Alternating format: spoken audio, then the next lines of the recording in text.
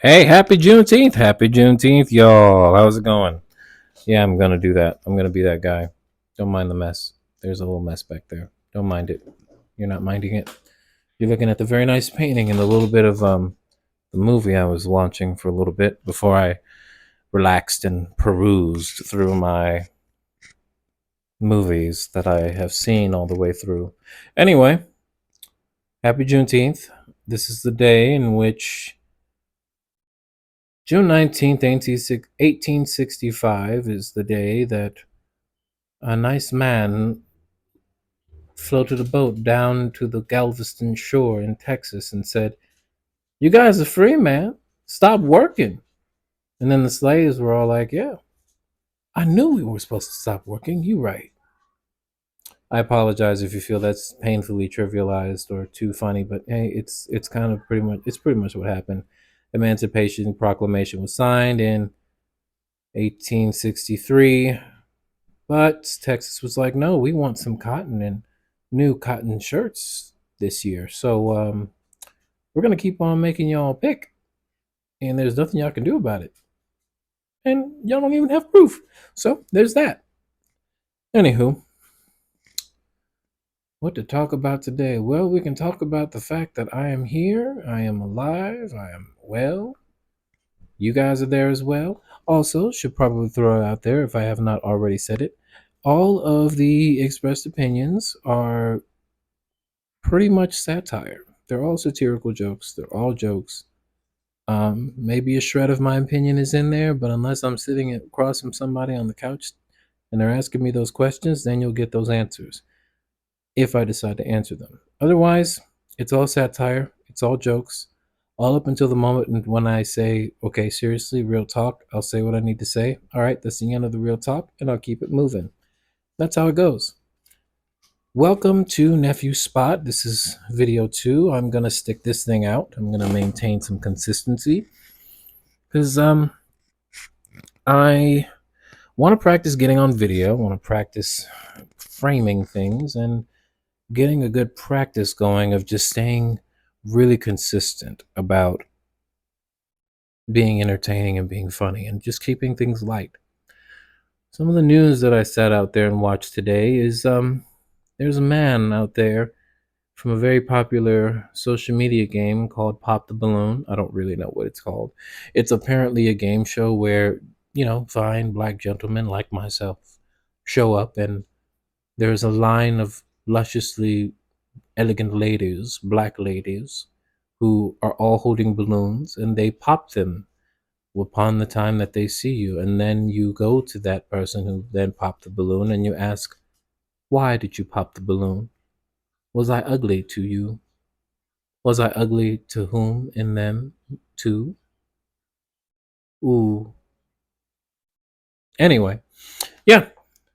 So apparently one of the contestants, I swear to God, I don't mean to be I hate this, but actually don't. It's actually kind of funny. It actually made me chuckle a little bit, but I have to say it. Homeboy who looks like a Ninja Turtle. And when you look at this black man, he absolutely looks like Raphael traded his shell for tats, played the lottery, and won the black man's skin. Because there's this one photo of him that keeps floating around on the internet where he's just smiling like, hey. He looks exactly like a sweaty, shellless Ninja Turtle Raphael without the size. Apparently, he lost his job after he got on that show, and some of the ladies asked, "Why did you pop my balloon?" And she said, "Well, you're giving me a very bad vibe. I don't really like you.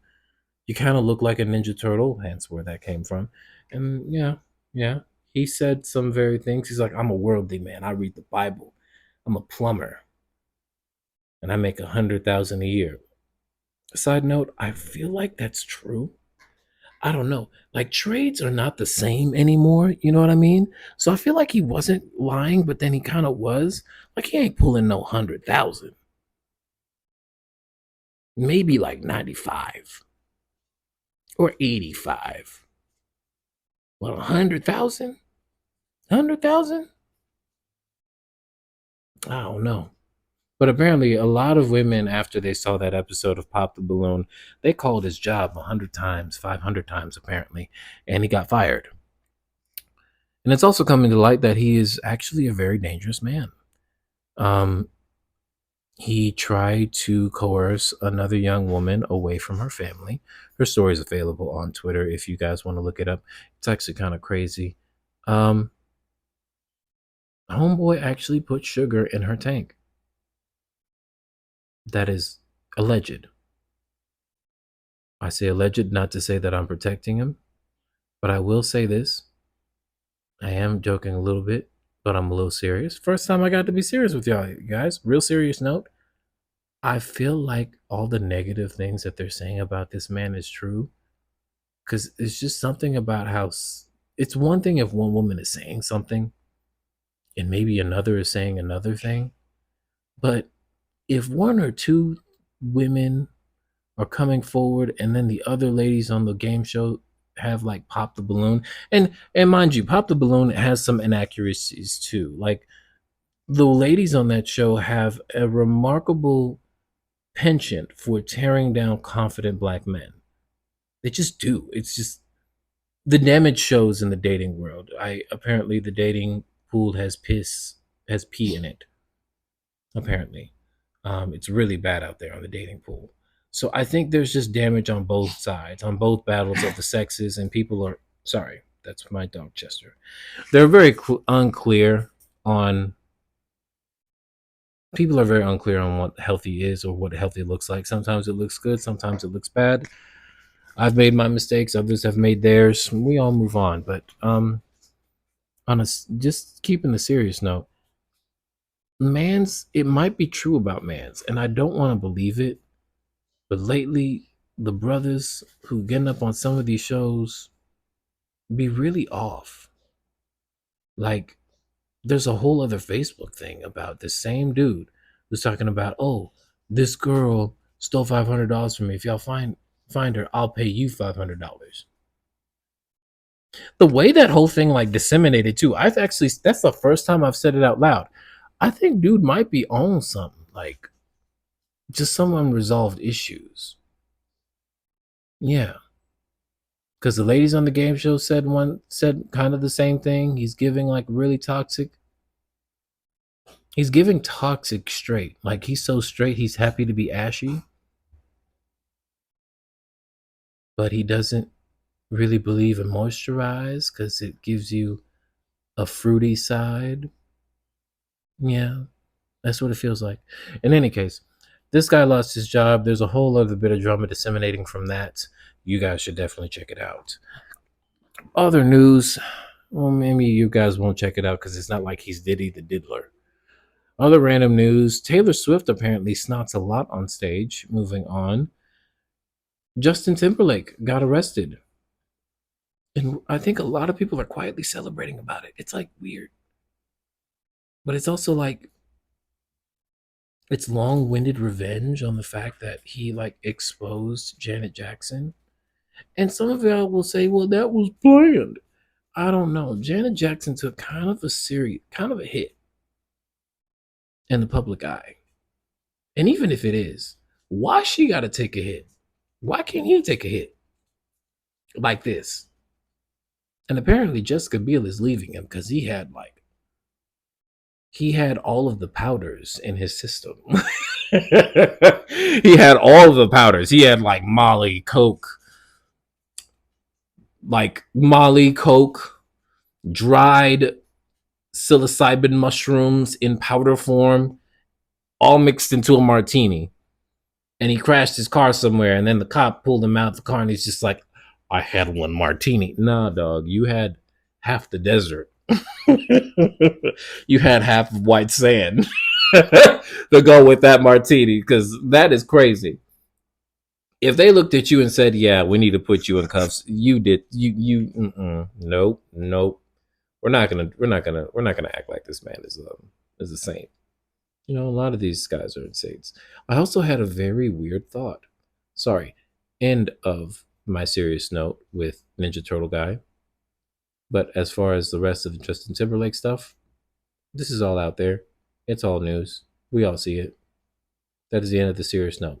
Not bad for the first time. At least it was good about establishing it. Consistency. Anyway, I just had a very weird, but I think it's a really wise thought. Maybe a lot of the celebrities that we keep hearing about in the news are not as smart as we think they are. I think maybe they're just a lot of people who are all like in a very popular bucket, and they're all crabs, and they're all like tugging and pulling at each other in some way, shape, or form or another. And maybe there's like an alliance here or there because they just happen to be around each other for a really long time. And there might be a few genuine souls who are like really creative and wonderful people. But I get the feeling a lot of them are not as smart as we think they are. Because I'm an actor myself, and doing this vlog, it gives me the excuse me. You might have heard that these mics are excellent. Anyway, as an actor, I also want to get into film. I want to get into television. But then I'm also starting to rethink that. And I'm thinking maybe I'm much better at doing voiceover work. And I'm working on that a little bit. I'm working on that sort of thing. Excuse me, I'm going to get all ASMR on you. Yeah. I'm going to mainly just point out that I'm starting to restructure what I really feel like is what I want, what I really think is like my idea of what success is. And I think this happens with a lot of actors. They picture that, because I think it's inherently strange. It's inherently strange how long it is, how long it takes to be seen and be noticed and be liked on screen. I've seen a lot of people, and they get on screen and stuff, and they do great work, and they're really noticeable and wonderful people. But it took a lot for them to get their 5 or 6 seconds, only for it to go to somebody else way more famous and less disciplined than they do, but they just happen to know more people. Which I have to learn in this city, in LA. I can't take things too personally. Serious note, I do take a lot of things really personally, and I am working on that. End of serious note. Which is why I'm over here doing the goofy stuff on this kind of stuff. Doing the goofy stuff on this blog, and making sure I post it to both YouTube and my WordPress site. So be sure to subscribe if you want to see more. I'm going to be doing these twice a week with all the noise and everything. You might mainly hear my boys, Warbucks and Chester and Warbucks. I say Chester first because Chester's older. They're 2 Chihuahuas. You're going to see them. You saw them last time. One is Chester, is the smaller Chihuahua. He's 21 years old. Warbucks is the other. He is 18. Like some old dogs, but they my dogs, and I love them so much. I really do. Yeah, I'm going to miss him. Anywho, in any case, I randomly want to point out that movies are actually starting to look pretty good too. Oppenheimer is finally out on Prime Video. You guys should check it out. Oppenheimer is on Prime Video. I'm looking at it. It is incredibly long. Wow. The only movie I saw that was just as long was Kingdom of the Planet of the Apes. That movie was long too. It was pretty good. A lot of CG, but it was worth it. That's a lot of 3 hours. That's a lot of 3 hours. I remember I walked in there trying to watch it one time, and then next, it was literally the next day, like 2 a.m. I think I caught like the 10 o'clock show or the 11 o'clock. Either way, I had me a good time. And a random like 3D CGI video of apes dancing and doing the Dougie before the movie came out. I saw it at Alamo Draft House, y'all. Maybe it was just a weird day, but either way, I'm gonna be still doing this thing. I still have those many opinions. But I will say this as a redeeming quality. Maybe all we all really need is just a moment to just learn to love ourselves and learn to grow. I think we want love so bad we forget we gotta love ourselves. I'm starting to realize that. Like Homeboy Ninja Turtle or Diddy the Diddler, even though he should have been diddling those poor little dandy children. I tried to make the diddly work, it didn't work. Diddy the Diddler, Diddly Dandy Daves and Darcy's. That works. Whatever. Anyway, all that to say, I miss people taking a stop, taking a breath, taking a break. Also, another news I want to point out that is, I think, is really interesting, and Vince Staples really talked about this too, is not like the opposition to Kendrick Lamar coming out talking about some Kendrick Lamar had bots, but then literally Twitter, faithful Twitter, came out in droves and pointed out that everybody liked that song. Drake lost. Okay, Drake freaking lost, bro. We're not gonna mince words. Drake lost. You lost, bro. It's okay. Just take the L. Take the L. You've been delivering L's for a while, which illustrates my earlier point. I think a lot of these, famous celebrities are just like, crabs in a bucket. And they're doing everything and anything just to make sure they stay seen. And the more we see that person and the more we hear about that person or understand them, we know that they've done X, Y, and Z in the third that might be questionable, that might more than likely keep me up at night because I may have ruined someone's life. Because I'm an empathetic being. I consider myself to be empathetic. I care. I want to succeed, but I don't want to succeed at the cost of somebody else losing their livelihood or family. Yeah. I guess that's why I like Will Smith so much, because he's like that too. If you read his book, he pointed it out. I'm going to hop off of his Johnson and pretty much point out the fact that at the end of the day, I'm getting God mode. At the end of the day, all that glitz ain't glam, okay? It might be for others, but it's not for me. I am slowly beginning to see. And if you go out and look for a certain video of Little Richard pointed this out. Also, I was incredibly shocked to see Little Richard in his older age. He looked different. I was used to the Little Richard who's all whoa, to the flat, oh Rudy, to the flat, whoa, to the flat, oh Rudy, wop wop wop wop and boop. I love it. I am the creator. I am the godfather of rock and roll. Y'all done owed me.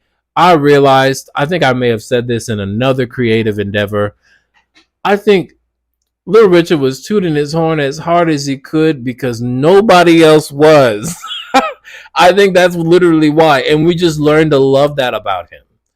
But yeah, in his older age, he talked about how he was losing his house. And all he needed was to keep his house was $3,000. But he knew the guy, his next door neighbor was Joe Louis. He could have asked Joe Louis, but he didn't want Joe Louis to know that he was broke. Because, Hollywood and, LA are, the fame such as it is such the crabs in the barrel approach that, these people are never going to admit that they're vulnerable. And when they're not able to be vulnerable, I seem to have woken the dogs. I don't know if y'all can hear that, but I think I've woken up some dogs with my Tutti Frutti. It's all right, y'all. I genuinely know how to sing. I just be playing around. Anyway, He pointed out that all he needed was $3,000. And, the crazy thing about celebrity is that you can't be vulnerable. It's hard to be. And I think the end result is all of these dramas and things that we've been enamored with all over the years is a byproduct and result of people who can't just be themselves. Crazy. Crazy. You know what I mean? People who are unable to be vulnerable do very interesting things or do destructive things. In any case, this has been Nephew Spot. I thank y'all so much for rocking with me this whole time. And that is the mountains and my lovely, lovely painting. Thank you, Candela, if you see this, when you see this. Y'all take care. Happy Juneteenth. Episode 2, baby.